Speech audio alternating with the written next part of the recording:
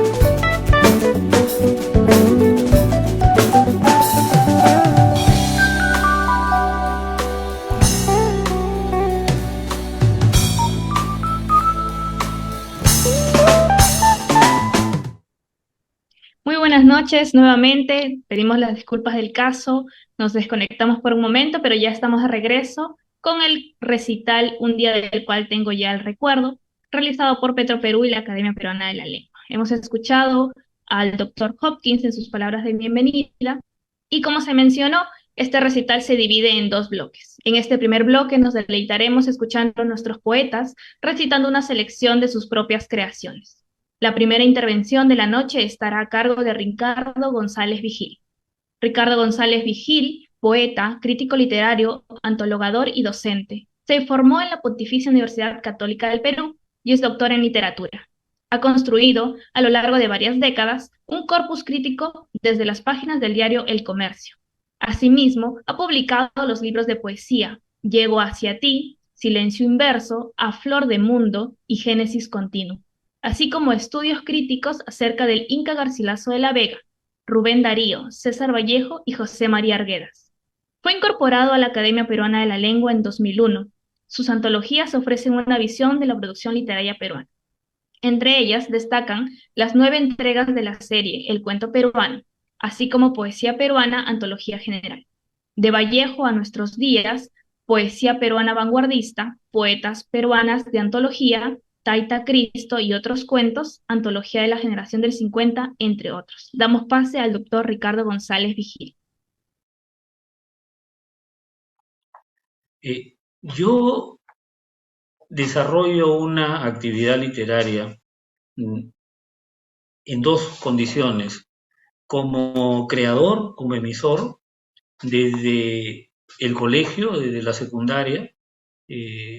Lo que escribo es poesía, pero hay otro Ricardo González Vigil que como forma de transmitir conocimientos, soy profesor universitario, crítico literario, y soy receptor de lo que escriben otras personas. O sea, en mí conviven el poeta y el crítico, y siempre he sentido que son dos tareas que no se oponen, porque a mí me gusta, como crítico, servir de puente a que otras personas vivan a plenitud cómo la poesía transmite lo más profundo de la naturaleza humana, y la información que pueda dar y las apreciaciones críticas van dirigidas a que la lectura sea lo más plena posible y lo más humanizadora. O sea que hay un componente recreador, hay un aspecto de, así como un intérprete trabaja con una partitura musical, o un actor, un director de teatro trabaja con algo creado por otro pero lo rehace.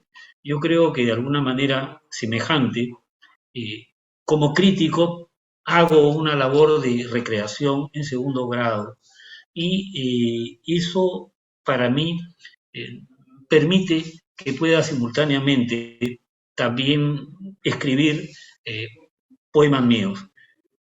Centrándome ya en la labor poética, yo me di a conocer con lo que se conoce como la generación del 70. En realidad, como hemos hecho notar varios, esa generación apareció alrededor de 1968, pero va a recibir el nombre del 70 porque ese año aparecieron manifiestos de algunos grupos como Hora Cero y buscaron distinguirse de la promoción anterior, que era la del 60. Yo tengo un poema en el cual trato de recrear experiencias fundamentales de mi generación que ocurrieron entre 1967 y 1968. El poema se llama Retrato en carne viva y tiene como subtítulo los años 1967-1968. Lleno de sangre y ansiedad, de luces y banderas, portabas tus 18 años con el delirio sin borde, abandona la proyección de una película en la que un adolescente se suicida, dulcemente se suicida, y luego, a saltos, casi eufórico, corriendo con vehemencia creciente por el jirón de la Unión, sangoloteando la multitud, esparce la floración continua de la vida, la magia incomprensible de crecer y despertar sonámbulo de hábitos. Claro que te aturdía la realidad. Pronto sabrás lo que es la vida. Por supuesto, por supuesto. Debes ajustarte a lo que exigen los hechos. Ya no sabías cómo. Cuando pasen los años, te darán risa esos problemas. Pero ¿es que los años suelen pasar alguna vez a tiempo? Claro que igualmente desconcertabas a muchos y a tus familiares no hacías otra cosa que aturdirlos, auxiliado por la música juvenil, los cineclubes, las amistades socialmente dudosas, la ausencia de compromisos cotizables, la decisión de no estudiar derecho, diplomacia, saber qué pingo enmascarada, la cruenta plenitud de los crepúsculos, la necesidad de tornar a casa después de medianoche y no acostarse sin desflorar la madrugada, la frase del Molotov, la soledad irresistible de la poesía, y el vértigo, la náusea, el vacío, latentes, ubicuos, obscenos, tragándose las aguas del Génesis. En el patio de letras ya no existe. En la calle Amargura abarrota de libros tu memoria. En el Instituto Riagüero, donde siempre era lunes y caía la garúa como una torre del Sinor deshabitada.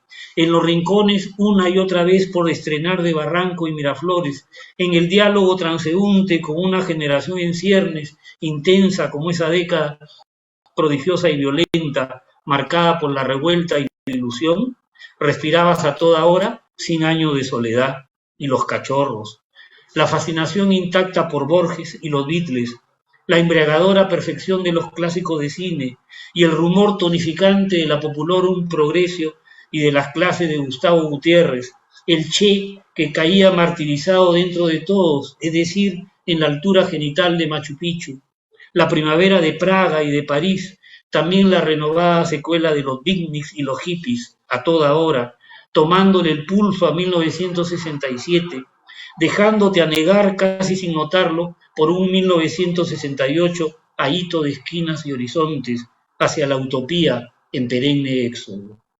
Con desesperación, con furia, en carne viva, querías hacer algo, lo que fuere, y acariciar un mundo nuevo, la humanidad al fin genuina. Te preparabas así al suicidio del amor, al dulce suicidio de amar y ser amado.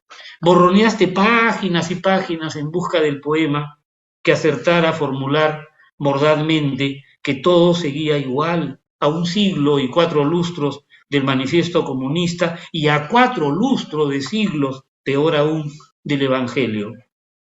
Y el poema no llegó, pero los años pasaron. No te ajustaste, pero los años pasaron. Nunca toleraste lo que llamaban realidad, pero los años pasaron hasta sumar el doble en tus pisadas.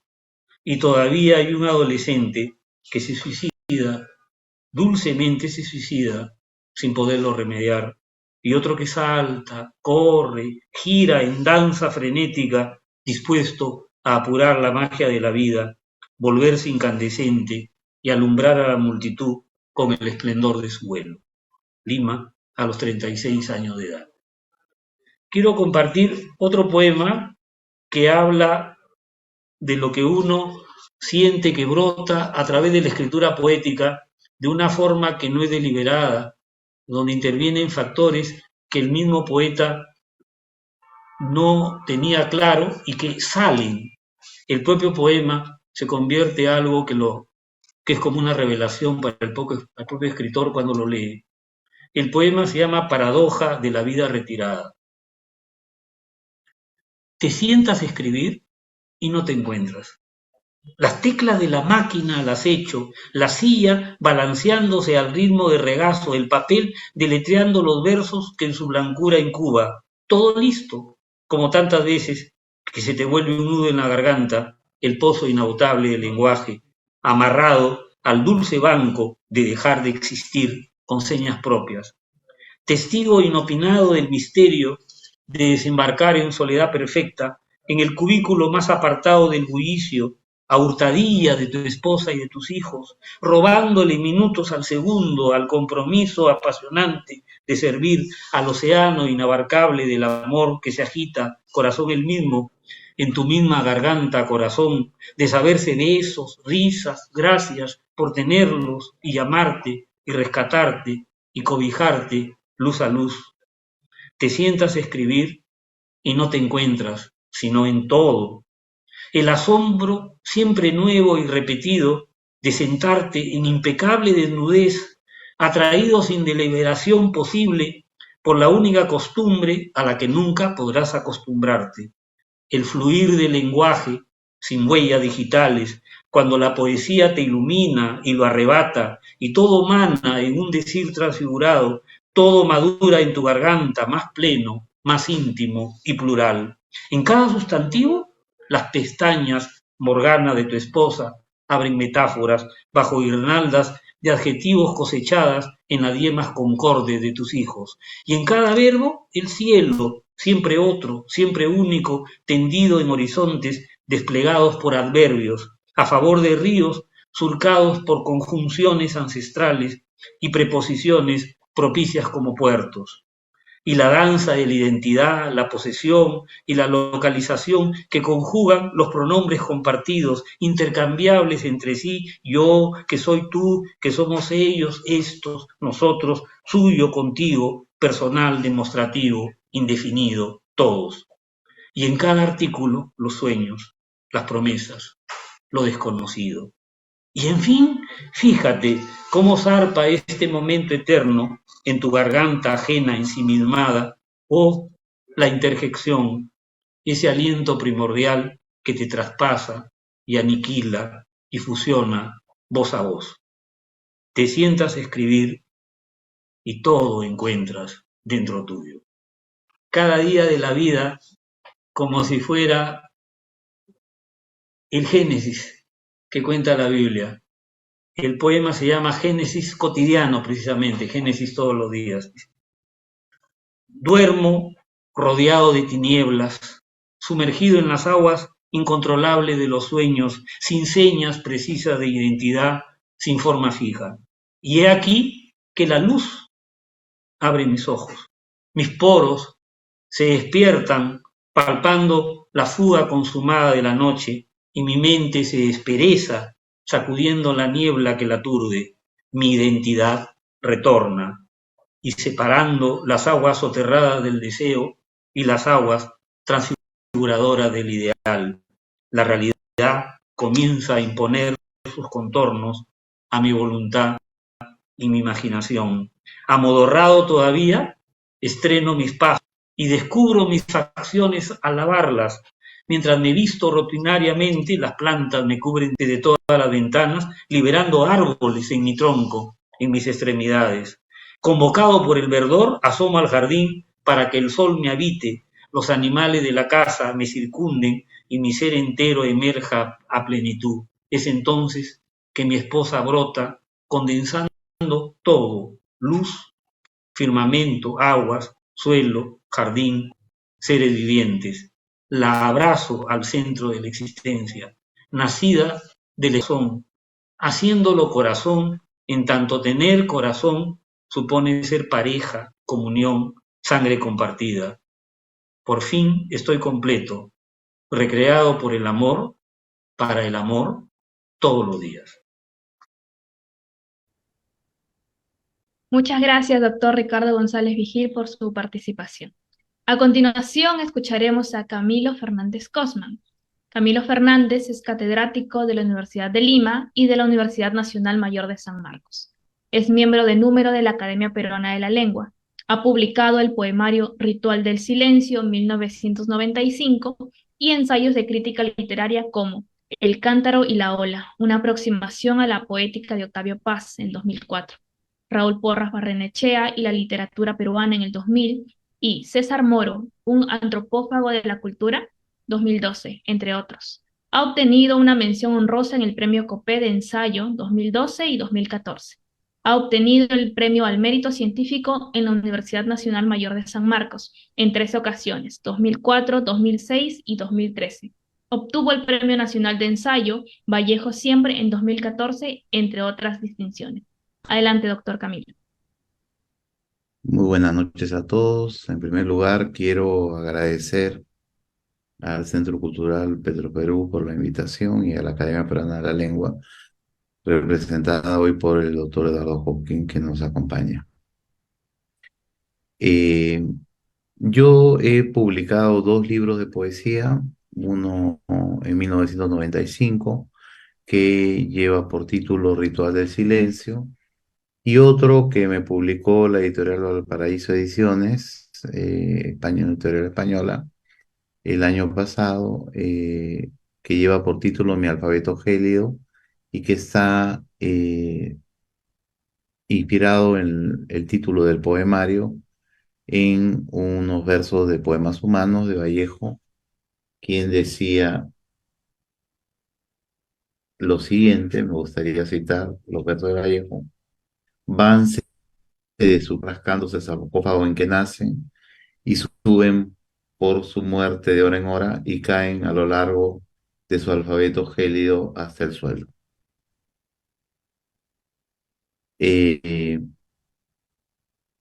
Voy a leer algunos poemas del primer libro y también del segundo, ¿no? El primero, Ritual del Silencio, está basado en una experiencia personal, ¿no? Que es la muerte de mi madre, ¿no? Y son poemas de hospitales, ¿no? A los cuales siempre regreso, ¿no? Porque están ahí parte de mi identidad como personal, ¿no? Fueron escritos en los hospitales a los que fui para ver a mi madre, ¿no? Quien padeció una enfermedad algo grave, ¿no? Pero en realidad los poemas eran una forma de enfrentar la lucha contra la enfermedad, ¿no? No tienen título los poemas. El primero dice así: cuando un brazo se levanta, a veces deslízase al vacío. Cuando un ruido de tijeras obstaculiza las palabras, alguien esparce el suero, da sentido al consejo, acomoda la sonda, miradas sudorosas, guantes impacientes. Una mujer de pelo corto arrastra el pedazo de lluvia. Algo está reseco, pero se mueve aún porque mi paladar es una esponja que se atasca. El desgano he de poner debajo de la cama. La mujer de pelo corto bebe de mi situación, traga el estúpido perfume de las palabras. Yo leo lienzos ilegibles mientras inexistentes barcos dibujan medicamentos que dibujan la última estación. En realidad es una elegía dividida en partes. Eh, Otro poema más breve que el anterior, también poema de hospital. Sábanas, ojos que transitan al margen del tumulto. Ágora de médicos como frailes, pomos vacíos en la tarde, olas insostenibles en la sala de operaciones, la mujer tambalea, se recompone al borde del armario, se de cuchara, el sol forma una aureola y desaparece.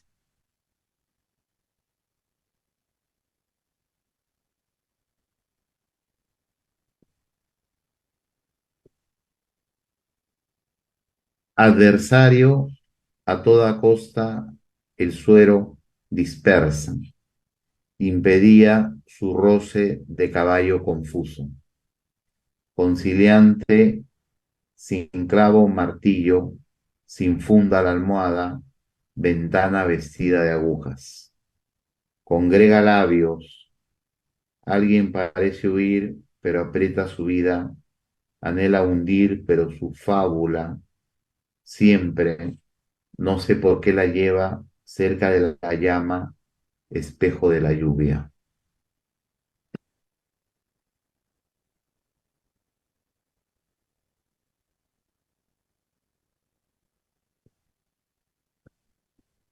El último poema del libro Ritual del Silencio.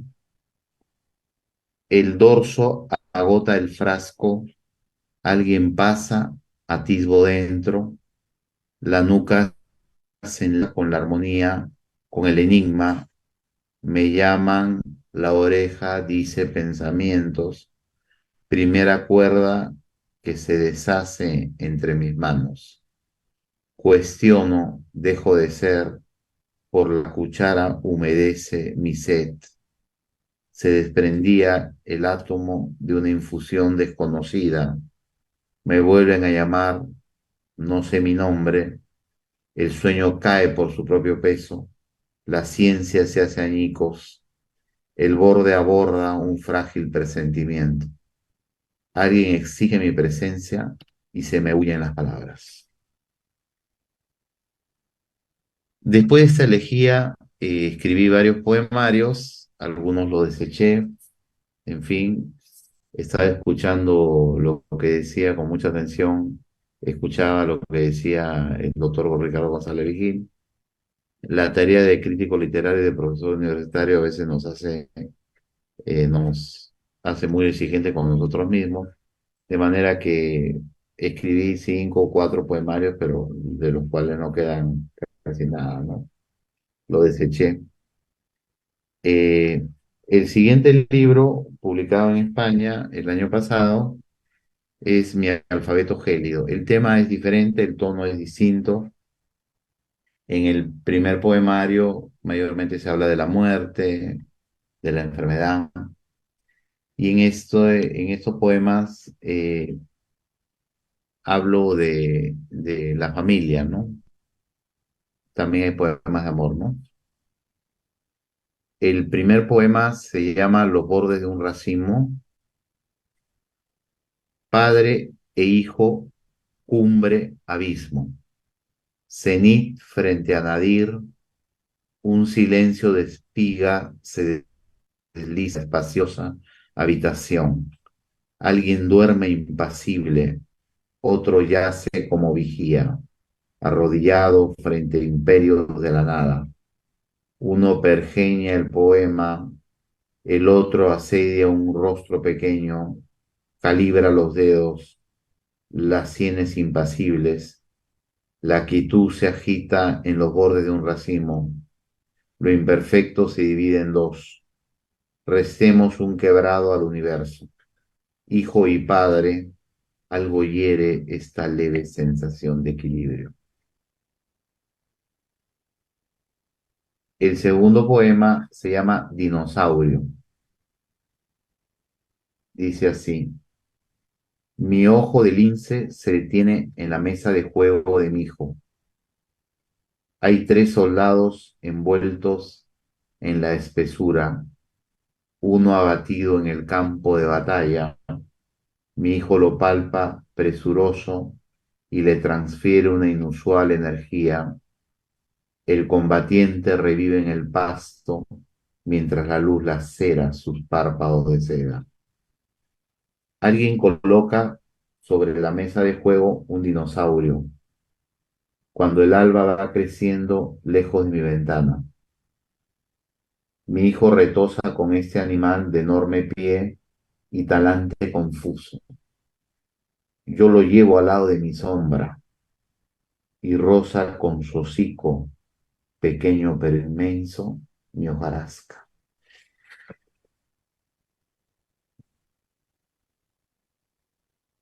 Mutismo. Escribí mi rostro. Otros rostros enlazaban sus ojos a los míos. Mares, cielos, tempestades. Ayer ya no era la razón bola de papel, mi puntuación de ciego, el abecedario que me consume cuando el infinito es un periódico abandonado en la despensa de un hotel. Cruzan palomas el horizonte, aves de rapiña dejan su rastro, un acorde hiere la majestuosidad del silencio. El mito me acoge entre las sábanas, borro con sigilo los mares, la noche, la fortaleza de la inmovilidad. Consonantes. La primera letra de tu nombre, los dictongos que habitan en tu ropa, en tu exangüe brazo, los hiatos como barcas imposibles, la oración a la que llego mudo, sordo, comiéndome las uñas largas, cuando toco un punto en el horizonte y mis brazos se tornan como hojas.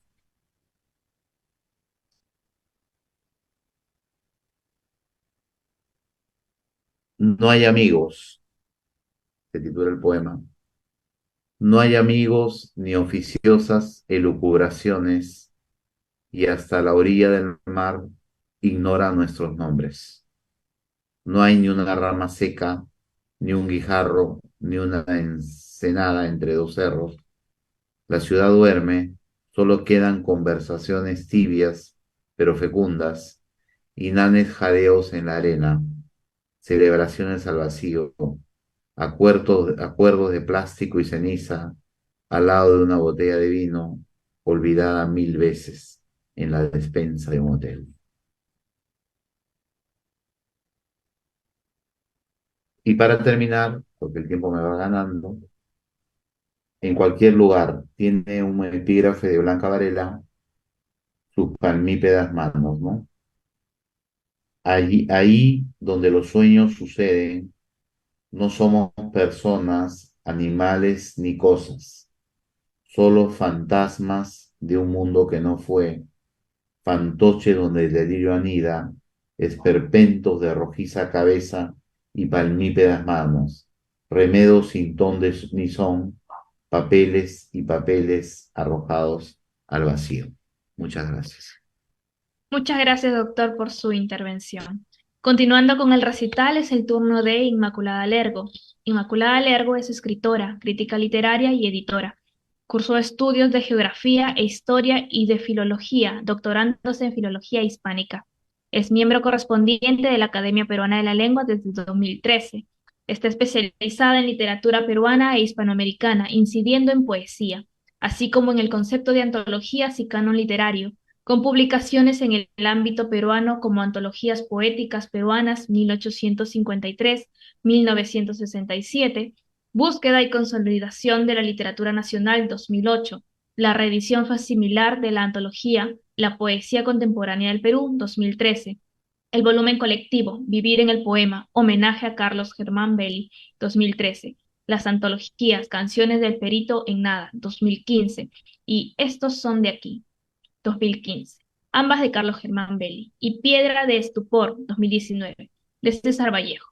Ha rescatado la figura de la escritora peruana de vanguardia Rosa Arciniega, dirigiendo desde 2019 bajo el sello del Renacimiento Espuela de Plata de la Biblioteca Rosa Arciniega, que acaba de sacar su cuarto título.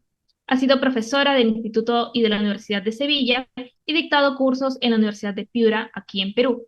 En el ámbito de la creación cuenta con el poemario El cuerpo del veneno en el 2020 y tiene en prensa la novela de autoficción El silencio de las jacarandas en el 2023. Estimada, tiene usted la palabra. Muchas gracias, buenas noches. Bueno, en primer lugar, pues agradecer al Centro Cultural Petroperú y a la Academia Peruana, pues esta iniciativa y el haberme invitado a ella. Los poemas que voy a leer son del libro, ¿no?, que se ha citado, El cuerpo del veneno. Tengo otra serie de poemas publicados sueltos en revistas y demás, pero he optado por que sean todas del mismo volumen.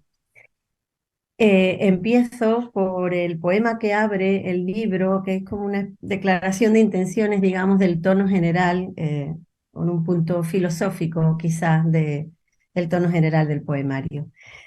Se titula Dichoso el árbol. Dice así. Dichoso el árbol, porque saca su fuerza de la tierra ciega, de aquella roca virgen, libre de ese germen de culpas y de exilios, de un génesis marcado por el golpe de la quijada de asno ensangrentada. Dichoso el árbol, porque nace sin la ambición de ser luz en la selva o sombra en el desierto, crece sin violentar la vida y muere sin glosar el sentido de destino que la maraña de sus ramas tiene. Dichoso el árbol que ignora el vuelo del águila soberbia y solitaria y el desdén laborioso de la hormiga, pero escucha el silencio que guarda la piedra que sostiene su opulencia. Regálame el saber de tu equilibrio, lejano a la altivez de la palabra que es Dios del bien y el mal. Libérame del hilo de la araña y del escepticismo que florece al borde del camino cuando los años pasan. En segundo lugar, y un poco, ¿no?, adelantándome a esa, ¿no?, pregunta sobre la propia escritura que se harán después, pues voy a leer un poema que es un poco respuesta, ¿no?, a eso. Viene de, bueno, de las discusiones con un poeta amigo con el que siempre solemos, ¿no?, preguntarnos por qué uno escribe, por qué se escribe o por qué no se escribe, ¿no? Y el título del poema precisamente es Respuesta a Manuel García. Respuesta a Manuel García. Por dibujar el filo de mi sombra y no sentirme raramente extraña, y la palabra no se quede sola y no ser sola yo con mi garganta, porque me hace feliz, porque me duele y lloro sin querer, porque empapada quiero tener la piel de otras verdades y seca la razón y agria mi almohada de Vallejos, Daríos, Federicos, Macondos, utopías y comalas, reyertas de Quijotes y de Sanchos, arroyos y silencios, mar y fraguas, porque no falte sangre en el veneno, porque me quiero ahogar en esas aguas. Mientras mira su copa de aguardiente, ¿por qué escribes? Mi amigo me pregunta. Se cala su sombrero y luego calla. Continuando pues con ese tono de reflexión, ¿no?, filosófica que comentaba al principio, leo ahora otro poema que se titula Otros planes.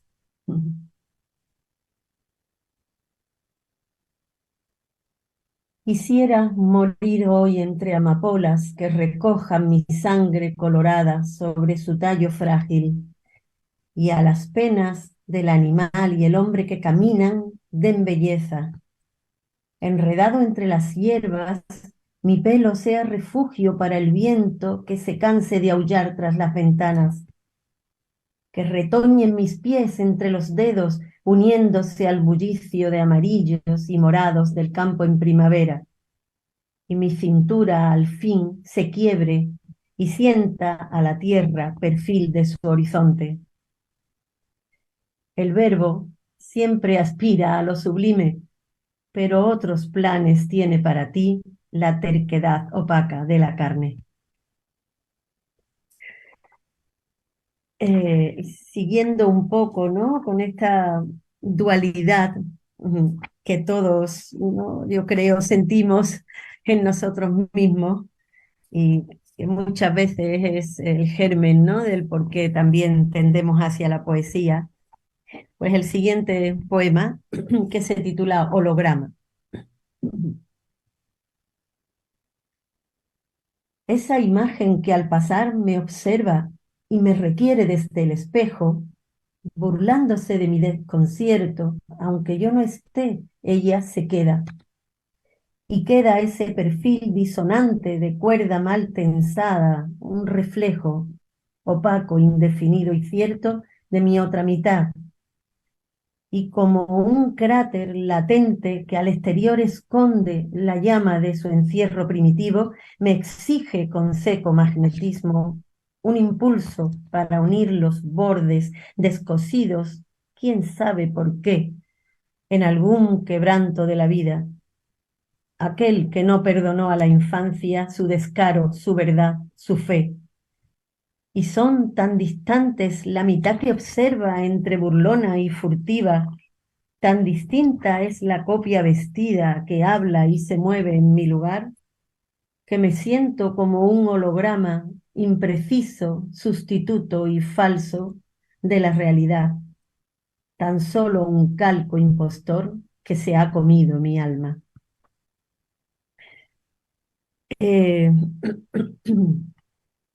por, bueno, puesto que tenemos un título muy vallejiano en esta reunión, pues leo ahora un poema que lleva un título, como título un verso de Vallejo.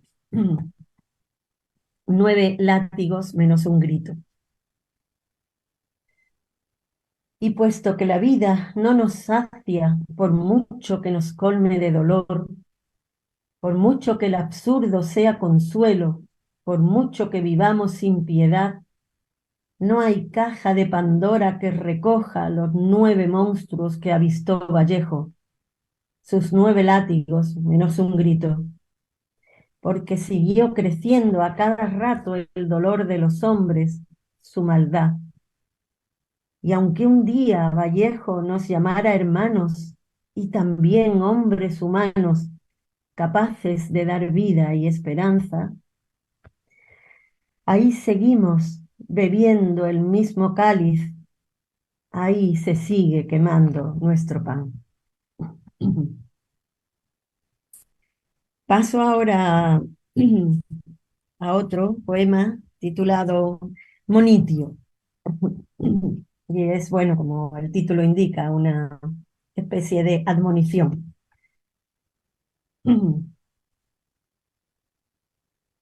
Deja ya ese lamento que te engríe mientras tomas tu copa de cerveza. No bebas de la fuente cristalina de la idea. Mastica el agua turbia de los charcos del suelo que diluyen en su fango los surcos que la vida trazó para los hombres. No hagas causa de aquello que reclamas como tuyo, ya que solo con oro regalado pagaste la bonanza o las tormentas de tus días. No culpes desdeñoso a los demás del mal que puebla el mundo y que solo te roza suavemente, o del dolor que anega y que desborda los límites marcados por tu raza. Es hora de aceptar que por igual marcaste tu destino y mi destino. Si optaste decidido por la lucha, no te creas mejor que aquel que lo hizo por no llevar la contra a una marea que su cuerpo no supo remontar. Mira bien que la tierra es muy redonda, y si el azar te alzó por un instante, no te jactes de un podio tan pequeño. Me digo cada día ante el espejo. Eh, bueno, paso ahora a un par de poemas de amor o quizás de desamor, o bueno, todo junto porque amor sin desamor creo que no existe. Entonces voy con un soneto titulado En el nombre de la vida que encabezo con un verso de José Hierro que dice gira, asciende, enloquece pensamiento. Y que dice así. Ven conmigo a romper de las ventanas ese cristal que ejerce con sigilo su papel de protector y guarda del vendaval del mundo y su peligro. Ven conmigo a saltar aquellos muros que vigilan insomnes por si el vuelo del águila nos llama. Nunca supo cantar entre barrotes el jilguero, ni la espuma del mar hacerse nieve. Ven, amor, a que duela de la lluvia el roce, a tensar los hilos del deseo, a que las ramas nos golpeen la frente. Ven, corre, danza, grita, en torno salta de la hoguera, de pronto será hielo. Y uno muy breve, que titulo Mudanza, y que dice así. Es mi nueva casa, me gusta pensar, pero en realidad recoge los restos, aunque bien dispuestos, de aquellos naufragios que escriben ahora mi nueva verdad. Y por ir terminando, de una manera un poco menos trágica, eh, paso al siguiente poema, que es un canto al otoño, en todos los sentidos, al otoño de la vida, al otoño en general, que se tituló La fruta verdadera. Toda roja y repleta de belleza, en su octubre se abre la granada, y ofrece su lujuria reservada a quien sabe gustar de su tibieza. Mientras la tierra con sopor bosteza las horas del estío, ella, cargada con la pulpa que espera la llamada del placer, desconoce la tristeza del otoño y es miel en su experiencia. Lejos quedó la flor de primavera, que si hermosa, no fue más que apariencia de un instante fugaz que no existiera sin la sola razón de darle esencia y esplendor a la fruta verdadera. Y para terminar, el poema con que cierro el libro, pongo a modo de estrambote, y que dedico al poeta peruano Eduardo Chirinos. Enseguida van a descubrir por qué con el primer verso. Se titula Oleaje. Sé que no hay ruiseñores en mi dedo, de piel ya envejecida, y que desdoro lo que aquellos dijeron con acierto de espumas sensitivas, de pozo blanco y pájaros cantando. No es lactancia mi verso, ni es afrenta, solo el mar que me obliga. Hay días que me puede la cordura y levanto la cara, elijo el sol y me dejo llevar. Otros, la desazón más imposible me visita y su boca silenciosa se come mis palabras y se adueña del aire y de la casa. Y ahí siguen pegados a mis tripas los secretos más íntimos o acaso las más obvias verdades, esperando, esperando con calma formar parte del barro y de la caña que el aguacero arrastra y que me obliga a cumplir con mi destino. Y nunca se detiene ese oleaje que borra con oficio milenario el afán de mis huellas. Un día sobre el otro todo vuelve a ser igual mañana. Nada más, muchas gracias. Muchas gracias, estimada Inmaculada Lergo, por sus poemas. Para concluir con este primer bloque, escucharemos al doctor Marco Martos. Marco Martos Carrera, poeta, investigador y escritor peruano. Ha obtenido el Premio Nacional de Poesía del Perú. Ha publicado 29 libros de poesía, entre ellos Poesía Junta y Castillos en el Aire. Libros y poemas suyos han sido traducidos al alemán, chino, holandés, húngaro, griego, francés, italiano y portugués. Expresidente de la Academia Peruana de la Lengua. Es miembro correspondiente de las Academias de la Lengua de España, Chile, Panamá, Cuba y República Dominicana. Doctor honoris causa de las Universidades Nacional de Tumbes, Nacional de Piura, Nacional de la Amazonía, Santiago Antúnez de Mayolo, de Huaraz y la Universidad Privada de Piura. Adelante, doctor Marco. Buenas noches con todos. Mi gratitud a Petroperú y a la Academia Peruana de la Lengua. Y un saludo a los compañeros que están recitando. Voy a leer poemas que pertenecen a un libro que estoy escribiendo actualmente, que se llama Canción del Amante de la Libertad.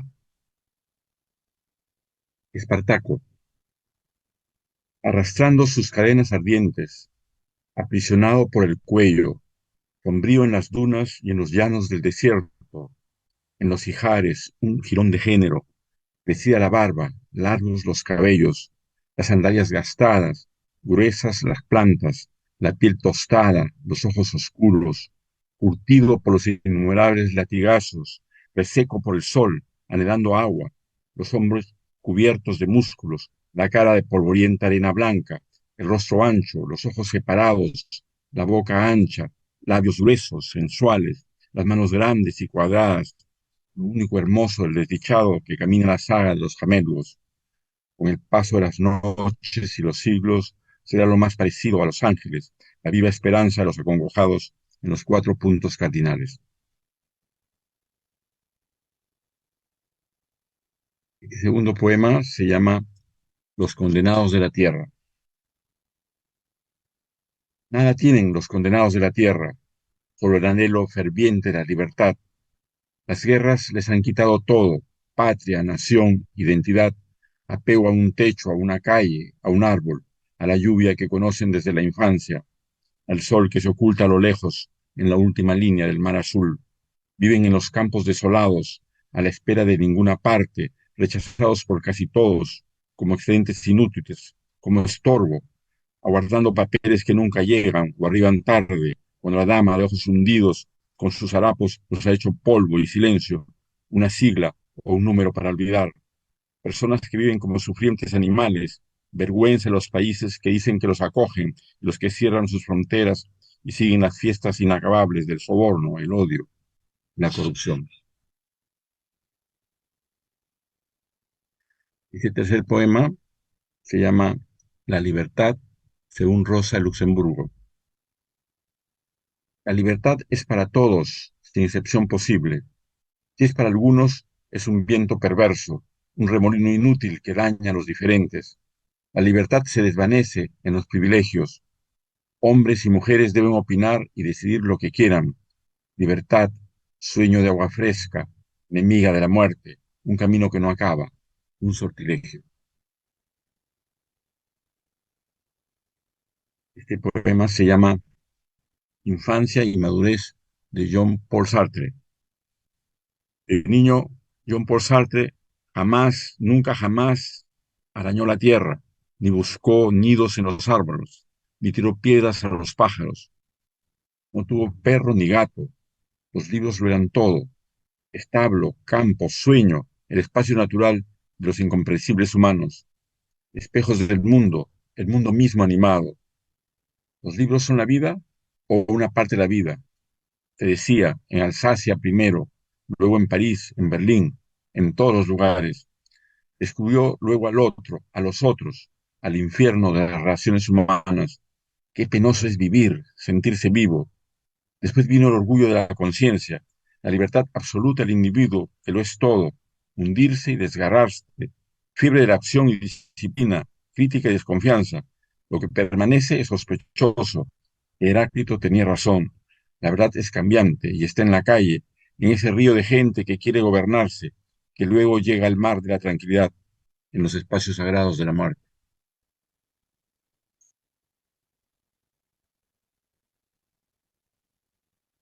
Este poema se llama El poeta de la túnica. ¿Dónde estará escribiendo Leopoldo Chariarse sus poemas? Dios, dígamelo por favor. Necesito saber de su vida, hacerle una consulta sobre un acento de un verso en decasílabo, hablar de los maestros de la poesía, Dante, Petrarca, César Vallejo ciertamente, Emily Dickinson, Fernando Pessoa. Anda por el mundo con su laúd y su alba túnica, predicando la bondad y haciendo de ella una práctica. Está en la India, en Bélgica, en Alemania. Deme su dirección, se lo ruego, su teléfono, su correo, algo.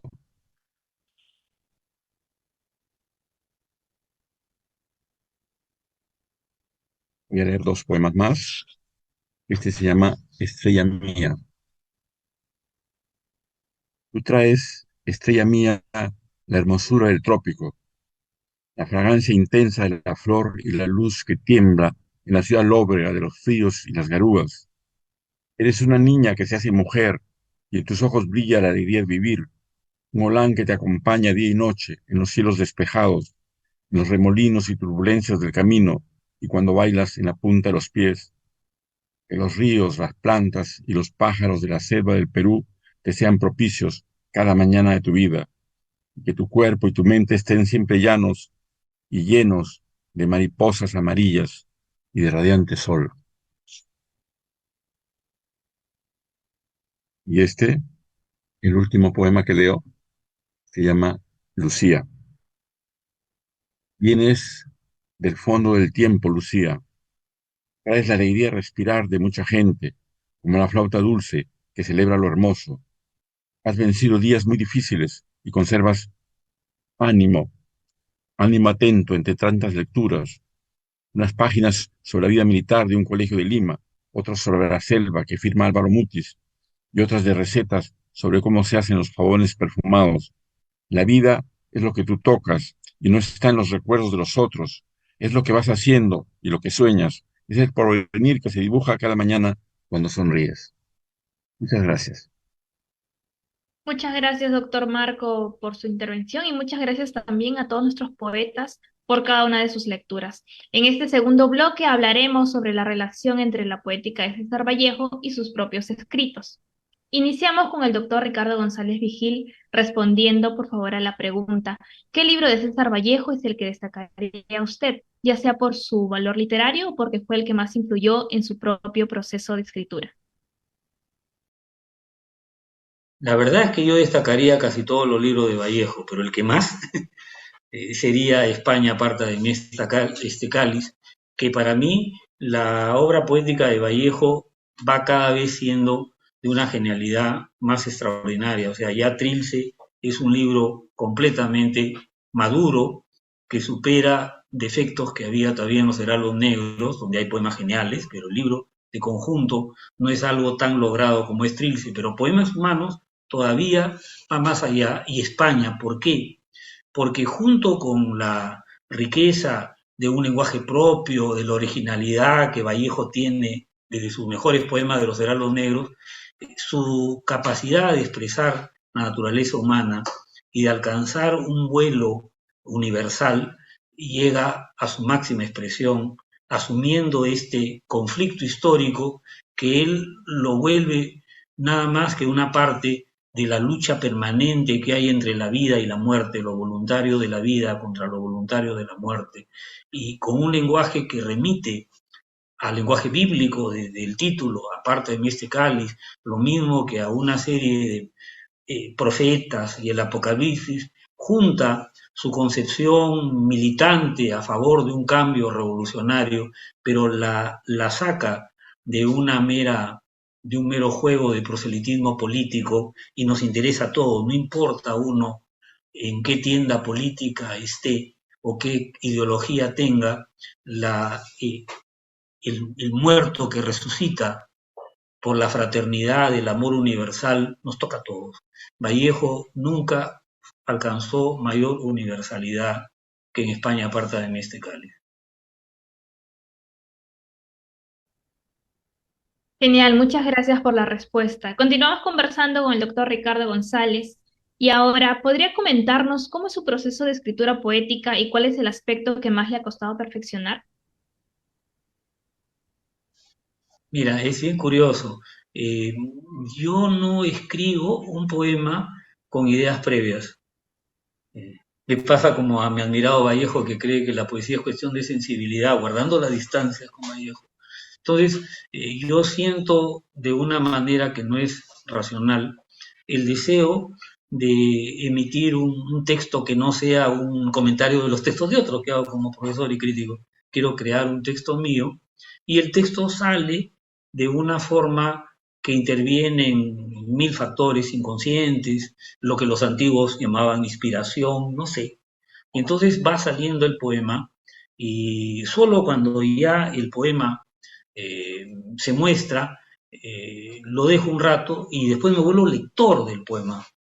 Y entonces, al ser lector, ya entra el profesor, el crítico, el que corrige, ¿no? Hay una segunda fase en la cual yo corrijo el poema, tratando de no destruir la sensibilidad inicial.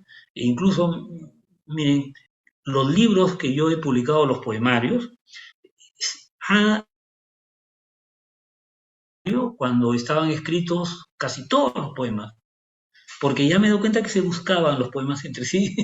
No es un plan previo, no es un plan que yo voy a escribir un libro, ¿no? Hasta ahora, por lo menos como poeta, actúo de esa forma y bueno, ya cuando tengo un poemario, me doy cuenta que se está armando un poemario, ahí sí puede intervenir en parte la idea cerebral de hacer una estructura, de establecer. Me encanta que los libros tengan partes, un número exacto, me encanta el simbolismo de los números. Al armar el libro, sí interviene mucho más mi parte consciente, mi parte cerebral, pero ese es muy al final, ¿no? Bueno, es así. Y los títulos también se imponen a veces de una forma completamente impensada. Cuando menos lo pienso, viene, a veces en sueños. Los títulos de los libros no los tengo tan claros, ¿no? Agradezco a las entidades que han organizado este recital de poetas que somos a la vez miembros de la Academia Peruana de la Lengua. Agradezco, por supuesto, Peruana de la Lengua y a Petróleo del Perú, Petroperú, por haberme dado esta oportunidad que es un honor para mí. Por la respuesta. Ahora nos gustaría escuchar a nuestro poeta Camilo Fernández. ¿Qué libro de César Vallejo es el que destacaría usted? Muchas gracias por la pregunta. No es fácil elegir un libro de Vallejo, pero si tuviera que elegir uno, escogería a Trilce. Creo que Trilce es el que más ha significado para mí un descubrimiento por muchas razones, ¿no? La primera es porque Trilce significa la liquidación del modernismo, ¿no? Hispanoamericano, ¿no? Una ruptura radical, ¿no? Una ampliación del léxico de la poesía de lengua castellana, ¿no? Y un trabajo con el idioma verdaderamente magistral, ¿no? Por ejemplo, el verso Gallos cancionan escarbando en mano, que me parece un verso muy bien trabajado desde el punto de vista de la sonoridad, ¿no? La musicalidad.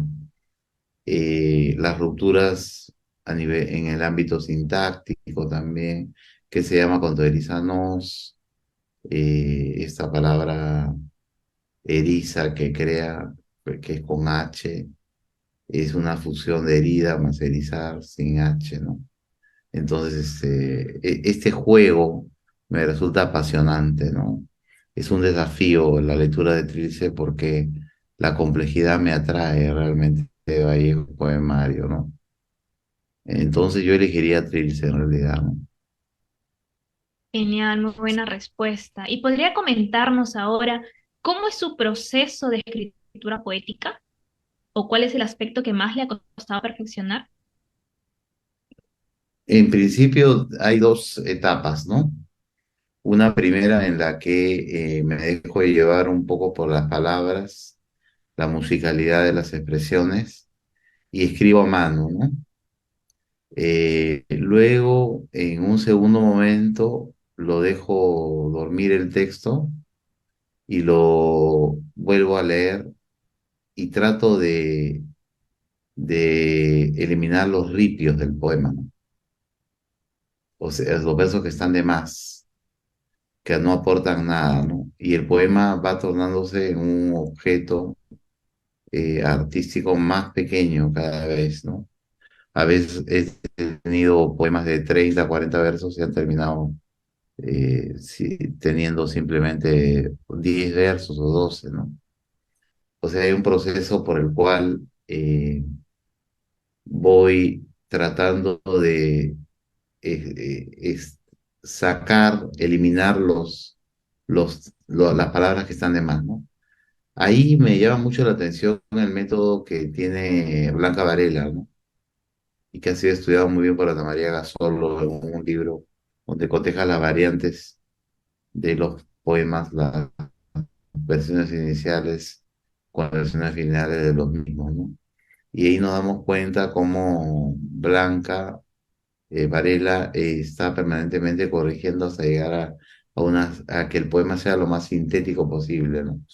Ese es el segundo momento, ¿no? Digamos, la primera la escritura, el segundo momento es la corrección y el tercero es la reestructuración tomando en cuenta el poemario como totalidad, ¿no? Lo que pienso en una estructura temática más o menos que enlace cada uno de los poemas, ¿no? Para que el poemario tenga una rigurosa unidad, ¿no? Eso es todo. Muchas gracias. Perfecto, muchas gracias también a usted.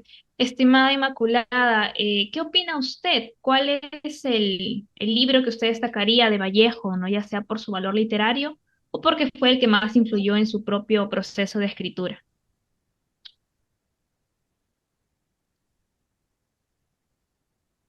Por favor, ¿puede encender su micrófono? Muchas Perdón, gracias. ya sí. Bueno, comentaba que como ya se ha dicho, pues realmente elegir algo de Vallejo, ¿no? No es tan fácil.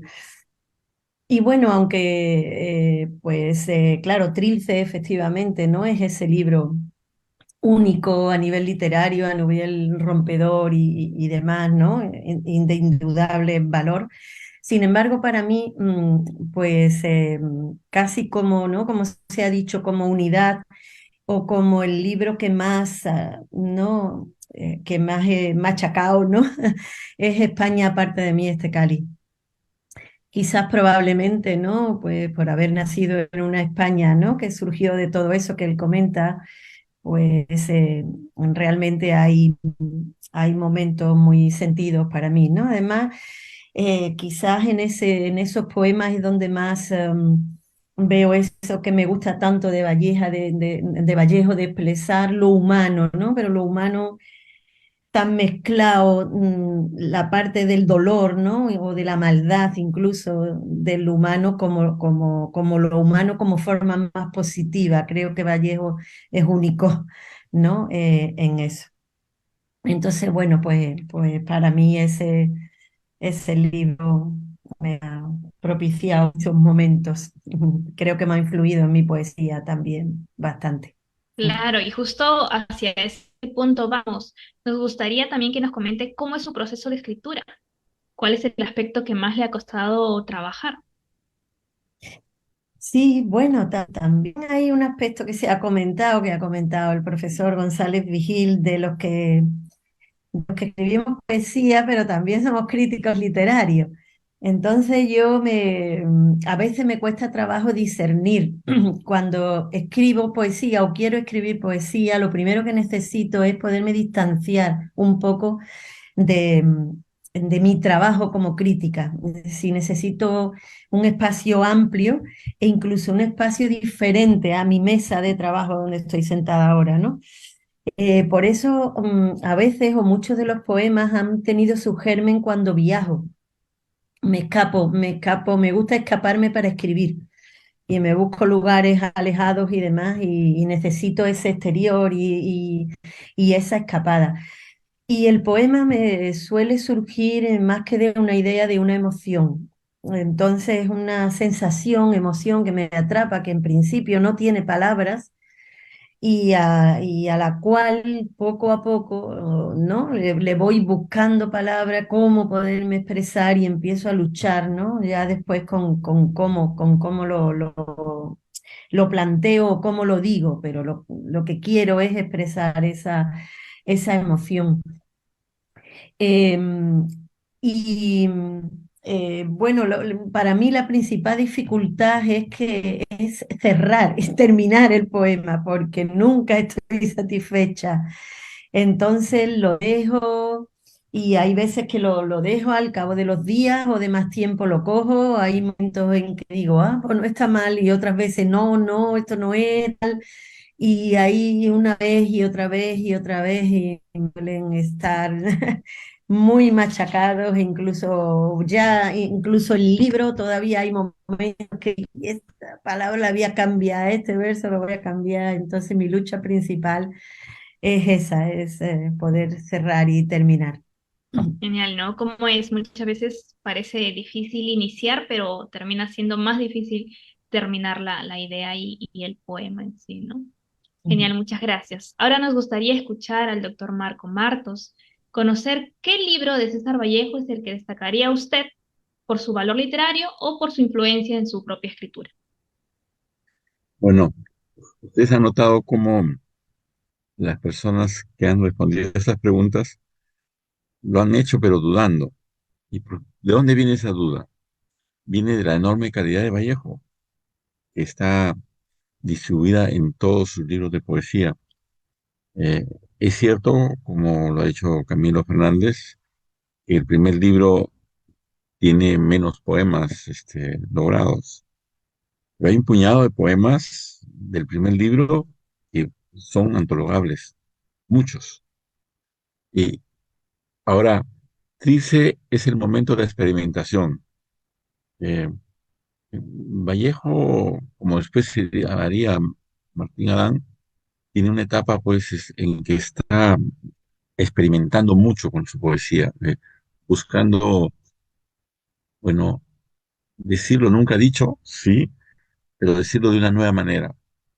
Es el poema que no imita la realidad, que no la celebra, sino que crea una nueva realidad.